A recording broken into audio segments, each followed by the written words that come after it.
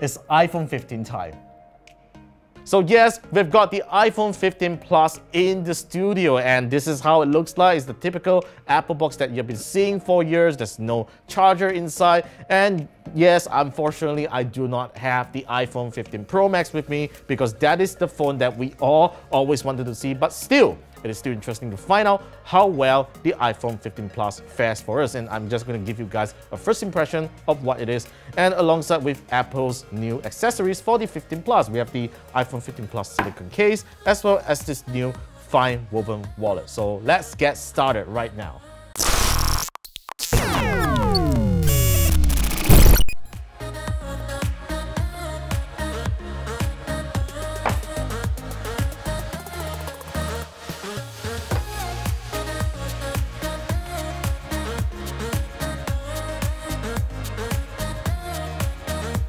And that's pretty much it inside the iPhone 15 Plus box. So we're going to take off this screen protector, which is pretty much more of a paper that's, that protects the screen from being scratched. And one thing that I am very impressed this round is finally Apple is including a braided cable inside the box, not those cheap rubber type of cable here that can break really easily. And yes, the big news about the iPhone 15s this year is that they have finally switched to a USB-C port, which is a great news for everyone, and all thanks to EU regulations, Apple is kind of forced to do that. So yeah, having USB-C on an iPhone is a really big deal for a lot of people. I mean, that's not only just about sharing other people's USB-C cables, but you will also be able to connect a whole lot of peripherals such as external microphones as well as external flash drives without using a dongle, and that's actually a great thing.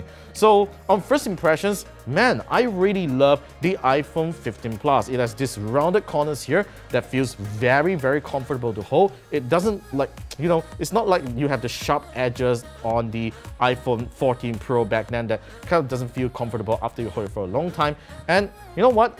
It is of course a little hefty because it's a pretty big device, but I believe it is just the same as the iPhone 14 Plus, okay? So we're just going to turn it on, but while we wait for it to boot up and all that, we're just going to unbox these accessories and find out how well they feel, right? So we're just going to open this silicone case.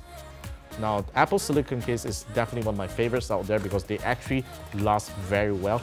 And this is how it looks like. We got a matching black color unit here. Now, apparently, inside this surface definitely feels a little bit like Alcantara, but it's definitely not Alcantara right here. But you're going to snap it on just like this. Okay, and unfortunately, fortunately, this is a MagSafe case, so you can just attach it to any MagSafe chargers or any car holders if you want to. And finally, let's check out the fine woven wallet. So as you guys may have seen the launch, Apple is starting to move away from leather-made products for all of its new accessories and all that. And this fine woven wallet is one of its, it's just the beginning of it, all right? So it actually feels very nice here, and I really feel the premiumness of this product here. Definitely, of course, if you compare it to leather, you definitely get that premium feel, but this fine woven material wallet definitely feels really good on the hand, and it doesn't feel cheap at all. So let's slap it on the back just like this, and yep, we are all set, and we're going to set up the iPhone 15 Plus, and we'll be right back in a bit.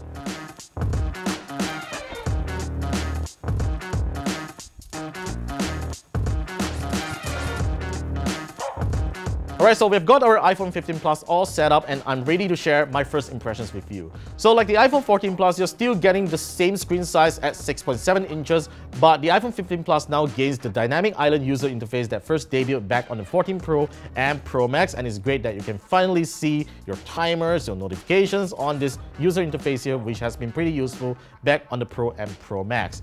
You also get a brighter screen this time. Apple didn't just put on the same screen size with the dynamic island cutout, but the screen brightness of this has been bumped up to 2000 nits of peak brightness from the 14 Plus 1200 nits of peak brightness. So that's a nice upgrade right there. However, you are still not getting a 120Hz display here because that is still exclusive to the Pro models, but nonetheless, this is still a very good display, and I think it's still one of the best in the industry.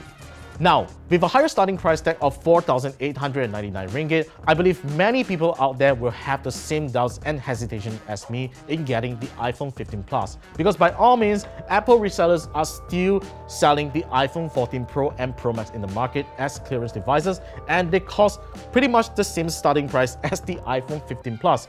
So, what are the benefits of getting the iPhone 15 Plus? Because by all means, you are losing one camera and you're getting a 60Hz refresh rate display, and yeah, it's just a bigger device and all that, and it's a more modern device.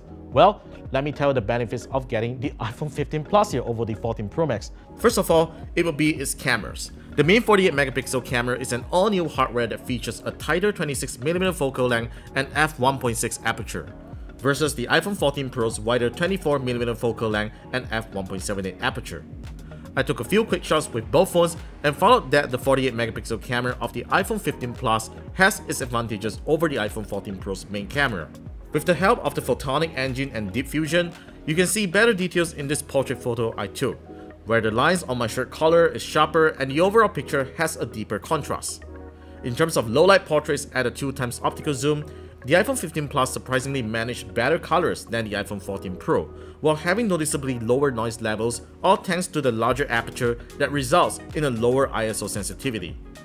Even though the ultra-wide camera of the iPhone 15 Plus doesn't do super close-up macros like the 14 Pro, you can see that the main camera still takes really good close-up shots, all thanks to the tighter focal length, not to mention the excellent details. In general landscape photos, there's almost no difference between the two in terms of image quality. But of course, you can still argue that the iPhone 15 Plus lacks of a physical telephoto camera, and I'm here to tell you that that is probably the least of your worries as compared to the iPhone 14 Plus, because the 48-megapixel camera on the iPhone 15 Plus can do an in-sensor 2x optical zoom. So what it basically does is to just crop into the middle 12-megapixel sensor of the 48-megapixel camera here to achieve this 2x optical zoom, and I can tell based on my experience back on the iPhone 14 Pro, this actually worked really well for me. So if you're not the kind of person who wants to take like far away objects and all that, you really do need to worry the lack of a telephoto lens. One final reason to go for the iPhone 15 Plus instead of last year's 14 Pro Max would be its USB-C connectivity. Now, I know the iPhone 15 Plus doesn't have USB 3.0, but even the iPhone 14 Pro Max doesn't support USB 3.0 speeds despite having a lightning port. And we all know how much of a nightmare that lightning cables can be as they break easily, and you gotta spend money to head over to the Apple store to get these expensive lightning cables, which just doesn't make sense at all. And just in case if you happen to break this very much more reliable braided USB-C cable from Apple, you can easily just head to a smartphone accessory store or get it from petrol station for as low as like 10 to 15 ringgit. Now, of course, every USB-C cable will perform differently, but at least with USB 2.0, you do need to think like what USB-C cable that you need to get for your iPhone 15 Plus. And chances are, if you are someone who always forget to charge your phone and require to borrow a cable from a friend, you might have more chances finding a USB-C cable than a lightning cable. So overall, my impressions on the iPhone 15 Plus is pretty good. I mean, of course, I do miss the promotion display on the 15 Plus, and I kind of wish that Apple would have at least upgraded to a 90Hz display and probably call it the ProMotion Light display or some sort of marketing name for it. But still, it's a nice display that I'll definitely enjoy watching content, reading websites and all that. And I definitely can't wait to see how well it fares for me for the next couple of weeks. Right, so that's all for my first impressions and the unboxing of the iPhone 15 Plus. Let me know what you guys think in the comments down below and whether you are going for a new iPhone 15 or 15 Pro. Let me know in the comments down below on why you intend to do so. And as for now, thanks for watching and I'll see you guys in the next one.